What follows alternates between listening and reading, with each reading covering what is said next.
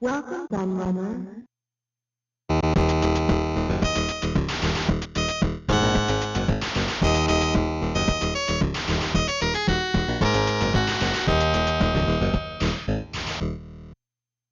In the world of retail, marketing is the most important aspect of all. Without good marketing, your product will never sell, and the right branding is a huge part of that. This has been proved to be especially important in the home console industry, where history shows us that it's often not the most powerful system that wins a generation, it's the best marketed one. I mean, who can forget the Sony hype train in the run-up to the release of the PlayStation? I think many people forget that Sony were given no chance of capturing the market in the way they did. All the industry experts of the time expected Sega and their Saturn to dominate. But things couldn't have been more different, and that was mostly down to the way Sony's console was marketed to the masses. And with that in mind, it wouldn't surprise anyone to learn that console manufacturers regularly tweaked and adjusted their marketing plans in the run-up to the release of a new system, and that includes the naming of the product in question. Indeed, there are numerous examples of this. Consoles that were called one thing when first announced, but by the time they hit retail shelves, they were known under a completely different moniker altogether. And that's exactly what we're going to be looking at here. Consoles that completely changed their identity before they hit the market. 10 such examples in fact. Some of these are well known, but others are actually pretty obscure and not well publicised, so it'll be interesting to hear your thoughts at the end. Now let's get on with the show, as I present to you the story of 10 consoles that changed their name before release. Genesis does. 16-bit arcade graphics. You can't do this on Nintendo. Genesis does. 16-bit sports action. You can't do this on Nintendo. Genesis Does. Genesis Does. Genesis Does. Genesis Does. Genesis does. Get Joe Montana free, Pat Riley free, Buster Douglas free, Super Monaco GP free, or Columns free. Genesis does. What Nintendo don't. Buy a 16-bit Genesis system between now and October 31st and get an extra game. Now, say my name. Let's start off with one of the most obvious and well-known ones, shall we? And in the case of the Sega Genesis, it actually went through not one, not two, but 3 name changes before hitting the market. For the first name change, we go right back to its Japanese origins. Okay, it's very rare that any console keeps the name it was given during development, and they often go through several other code names too before the manufacturer settles on one that it likes, but in this case there is some meaning to the story. You see, the original name designated by Sega for their 16-bit console was the Mark V. This might sound strange, but it does make sense, as it followed on from previous consoles with the 2 different versions of the Sega SG-1000, Mark I and Mark II, then the Mark III, which turned into the Master System for the West, Mark IV, and thus Mark V. It would seem weird calling the Mega Drive or Genesis that today though, it just doesn't have the same ring to it, but the next name proposed by Sega is even weirder. They were all good to go with the name Mega Drive for its worldwide release, but when Sega got round to trademarking the name in North America, they discovered that another company who produced hard drives had already snapped it up. This meant that they would have to come up with something else and decided to go with Tomahawk, as they felt this was very American sounding.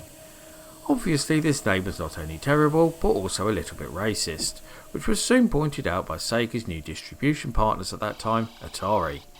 After Sega failed to achieve success with the Master System in North America, which was marketed by toy company Tonka, they turned to the company who at the time were the number 2 player in that region behind Nintendo, and already had a strong legacy in video games. And it was Atari who subsequently changed the name to Genesis, for a new beginning, and it stuck. The deal ended up falling through when Atari CEO Jack Tramiel was refused European distribution, which had already been given over to Virgin Mastertronic. I have covered this story in a lot more detail in its very own video, so check the links in the description if you want to know more about this one. Now, say my name. Before the 5200 Super System name was decided upon, Atari went through several different monikers for the console. Of course, what became the 5200 started way back in 1978 with the development of the Atari 400 and 800 computers. Whilst the 800 was always intended to be a powerful home computer, the 400 was originally designed as a console cousin to replace the 2600 VCS. This project was codenamed PAM, a continuation of the female naming structure that started with Stella and the video computer system. But the PAM title actually stuck for a while and was very nearly used in fact, as Atari also noticed that the name could be an acronym for Personal Arcade Machine.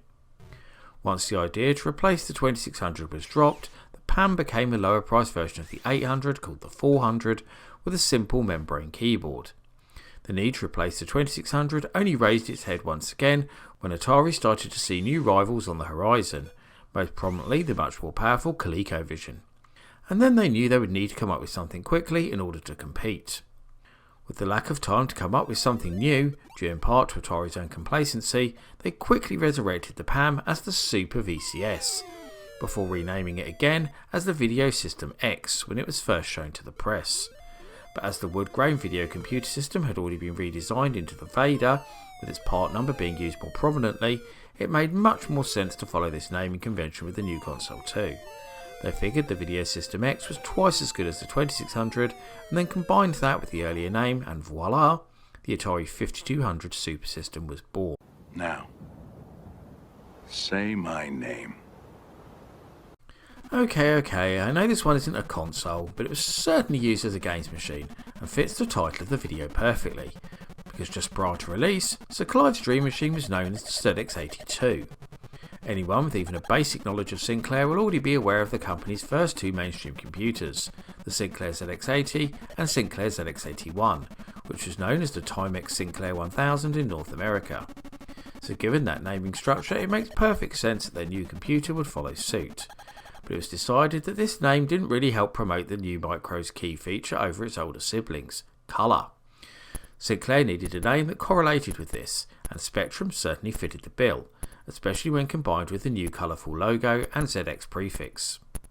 Interestingly, the original name structure had a double meaning too, because not only was the Sinclair ZX80 released in 1980, with the ZX81 and proposed ZX82 following in subsequent years, it was also based around a Zilog Z80 processor, and I don't think I need to explain that part. But I think we could all agree that ZX Spectrum is a much better name. Now, say my name. One of the most incredible facts about the NES is that there was originally a plan to brand it as an Atari system in North America and Europe. In 1983, the Big N entered into negotiations with Atari to release the Famicom under their name as the Advanced Video Gaming System. The deal was set to be finalised and signed at that year's Consumer Electronics Show in June 1983. However, Atari discovered at that show that its biggest competitor Coleco was illegally demonstrating its Adam computer with Nintendo's Donkey Kong game. This was a direct violation of Atari's license with Nintendo to publish the game exclusively for its own home computer systems. Atari CEO Ray Kazzar put an immediate freeze on negotiations and cancelled the signing whilst the mess was sorted out.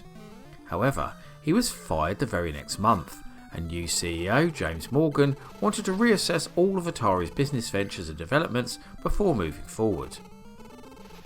This delay would also allow him to weigh up Nintendo's console against their own 7800 Pro system, which was being developed by General Computer Corporation at the same time. Ultimately, he felt that the 7800 was the much better option for the company, especially as the Nintendo console would produce very little profit. Atari strung Nintendo along for as long as possible in order to delay the console's release, before Nintendo got fed up and decided to try and market the machine themselves. And indeed, during the first test market for the Nintendo console in 1984, it was still known under the Advanced Video Gaming System moniker, simply switching out Atari's name for its own, and was much closer to the Famicom in design too, with its computer-focused modular design. After a raft of negative feedback, including a lack of approval on both the name and design, Nintendo went back to the drawing board and came up with the big grey lunchbox we all know and love. Now, say my name. And this one leads on nicely, as we just mentioned it in the entry for its biggest rival. Not to mention the fact we've already talked about its older sibling, the Atari 5200, so it would only be right to also cover its more illustrious successor, the 7800. During development, the Atari 7800 Pro system, to use its full title, was actually known as the Atari 3600, presumably to show its compatibility with the 2600, but still make it sound a bit better. However, the management at Atari felt that this new name didn't really make any sense. They figured that the 7800 gave gamers all the fun of the 2600, along with all the power of the 5200, and even somebody who's crap at maths can work out that 2600 plus 5200 equals 7800. Then we have the other moniker that comes after that number. The 2600 was the video computer system, and the 5200 was the super system. So what's better than super? Well, Atari intended the 7800 to be the ultimate system for gamers, one for professional gamers in fact, to tie in with Atari's forays into competitive gaming such as the Space Invaders, Asteroids and Pac-Man tournaments they had been holding at that time. And ta-da! We have Pro System. Fits pretty well, right? Despite the well publicised change in ownership at Atari, they also kept this plan up under Jack Tramiel for a while at least, by sponsoring the US national video game team and using them to help promote the console in TV adverts. Don Mallard, captain of the U.S. video game team. When I'm not going for high scores in the arcades, I'm home playing games on my Atari 7800. As an expert, I like the 7800 because there are great arcade hits like Mario Brothers and Donkey Kong Jr., adventure games like Impossible Mission, sports games like Hat Trick and Real Sports Baseball, action games like Desert Falcon and Karateka, and the 7800 plays all the 2600 games. As a consumer, I like the 7800 because most games cost under $20. The Atari 7800, the choice of the experts. Now, say my name. Now you've had a chance to grab a drink and a snack during the advert break, we start part 2 of this video with another pretty well known story. The console we all know and love as the Nintendo 64 started out in 1993 under the codename Project Reality, not at Nintendo, but our original designers of the hardware Silicon Graphics. Also known as SGI, this company were already producing a series of high-end and extortionately expensive desktop workstations for rendering advanced 3D graphics and special effects. They were mostly being used in the film industry, but SGI also had an idea to further develop the hardware for use in video games. SGI set about creating a prototype of their Project Reality console with a view to partnering with an existing company within the industry. Their first choice was Sega, but after they turned them down in favour of their own hardware designs, it was offered to Nintendo instead. The Big N really liked what they saw, and signed a partnership deal with SGI to develop the hardware further. They initially renamed this new system the Ultra Famicom, before changing it to Ultra 64, with reference to its 64-bit CPU, and stunned an expectant press by releasing a series of images that showed what Silicon Graphics hardware was capable of. Then they followed this up with a series of adverts in the press of the time to build up expectation for the Ultra 64. And this is the key point to this particular story. They widely advertised and promoted the console under the Ultra 64 branding, and consoles appeared with that badge on them at trade shows around the world too. Just months before its retail debut, Nintendo had a sudden change of heart and quickly swapped that badge to one that read Nintendo 64 instead, losing the Ultra part. Of all the name changes on this list, this is one of the saddest to me. In fact, only one beats it, but more on that later. And I think that most people will agree that Ultra 64 sounded so much cooler and a lot less boring than the Nintendo 64 name we ended up with. Now, say my name. Now the story behind the naming of Sega's last console, which was initially dubbed the Saturn II, is a much more complicated one than the others on this list. That's because it actually started off life as 2 different consoles being developed simultaneously in both Japan and the United States, with the home team eventually winning out. During development, the team in the United States used the codename Black Belt. To follow suit, the Japanese engineers chose the title White Belt, but they soon decided that they wanted something a bit more distinctive and changed the codename to Dural, after the metallic female fighter from Sega's ever popular Virtua Fighter series. This name only changed when Sega decided to take the Japanese design further and release this as their new console. And in February 1998, Sega officially renamed the project Katana after the Japanese sword, and this name also appeared on all the development kits that were sent out to software houses. In fact, Sega didn't actually announce the Dreamcast name until the design was completely finalised and the console was ready to be shown to the masses. I think we can all agree that they made the right call with this one, as the Dreamcast name has become truly iconic. Now, say my name. Okay, so yes, this is another home computer rather than just a console, and a really obscure one at that, but one that I really wanted to include here because it's just so bonkers and utterly confusing. For those that don't know, the Enterprise is a Zilog Z80 based home computer that was first announced in 1983 as a rival to the ZX Spectrum. But due to a series of seemingly endless delays, it wasn't made commercially available until 1985. The Enterprise was an incredibly powerful computer for the time it was announced, packed with custom chips and specially developed firmware to take advantage of them, and this was ultimately what led to the many delays. Designed by Intelligent Software, which included luminaries such as Nick Toop, who was one of the designers of the Acorn Atom, and Dr. David Levy, of ZX Spectrum Vega infamy, the computer went through a ridiculous amount of name changes during this lengthy development period. During its early design phase, the machine had the codename DPC, which stood for Damp Proof Course, to confuse potential competitors and stop industrial espionage. The machine was then renamed the Samurai as it neared the prototype phase. But this name didn't stick for long, and it was then changed to Oscar, which it turned out they didn't like either, so settled on the prestigious sounding Elan. But Enterprise computers soon realised that the name Elan wasn't very easy to trademark, as it was being used by lots of other people too, most notably the famous British sports car company Lotus. So they hastily renamed it the Flan.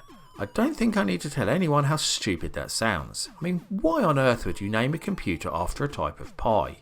And it was changed back to Elan.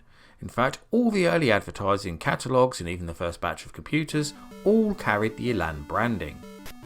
However, Enterprise computers would shit the bed once again, and finally settled on their own name followed by 64 or 128, depending on the memory configuration of the computer.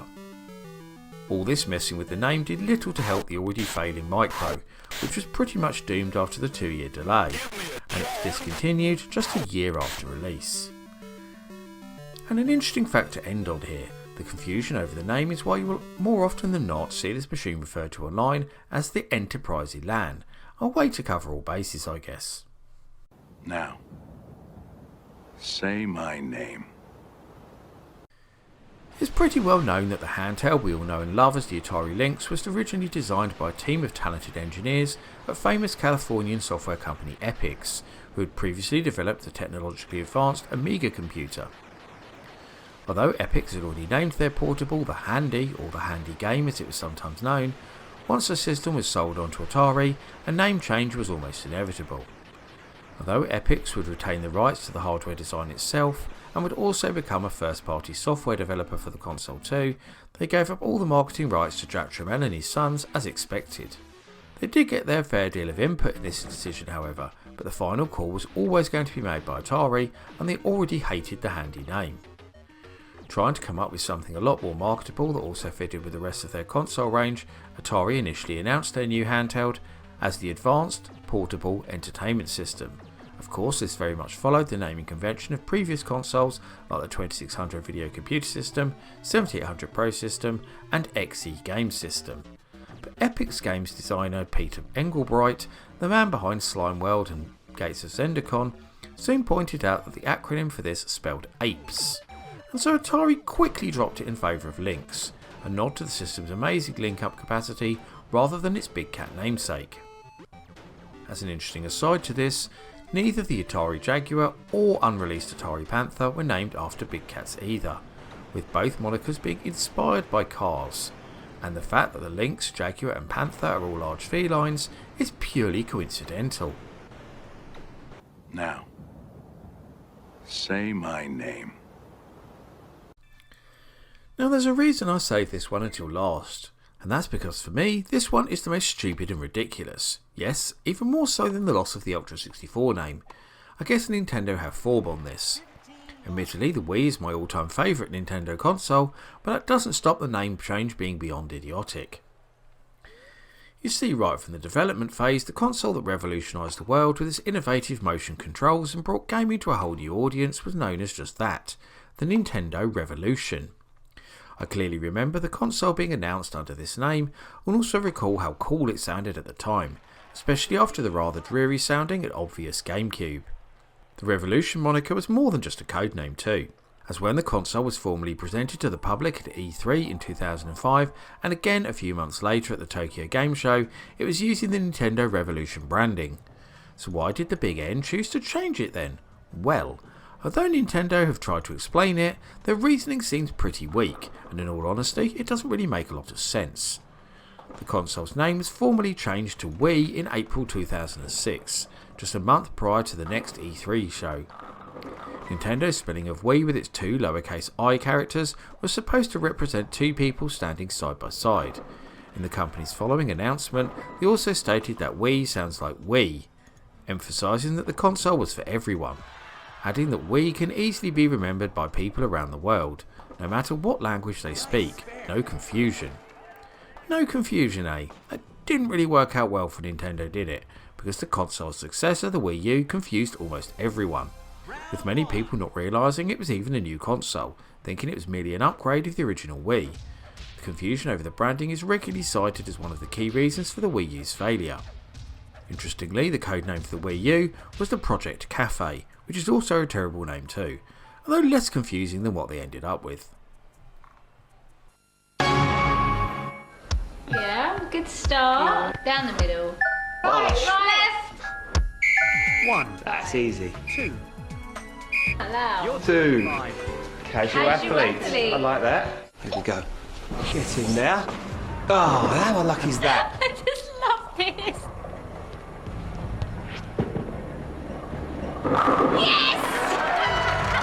Nice throw. That's a spin attack coming right your way, Dad. Oh, come on, get back up, mate. Oh, yes. What a move. What's going on now? How about that smash attack? Get up there, Oh, Luigi. there. Wow. Yeah! That was really unlucky, you pair of mugs. Well done. Go on, Mario. Can I take you? Who's inked me? I'm a bullet bill, quick. Yes, and I am again. I love beating you. Fun for all the family, only on Wii. And that rounds up my look at 10 consoles that changed their name before release. Can you think of any other systems that had their name changed just prior to their debuts? And which of these name changes do you think was the most stupid? I also love to hear the thoughts and views of my audience, so please get typing in that comment section. Before I go though, I must thank all of my loyal patrons who continue to support my channel and make videos like this possible.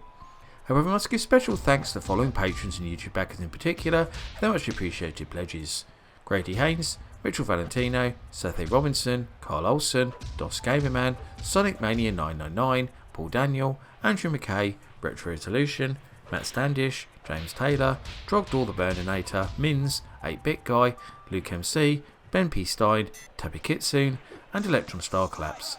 If you also want to help support all my creative endeavours, including this YouTube channel, then please go and check out my Patreon right now. You can get access to host extra content, including downloads, exclusive videos, creative insights, and much more besides. I've been the Laird, I thank you for watching, and I'll see you all again for another video very soon.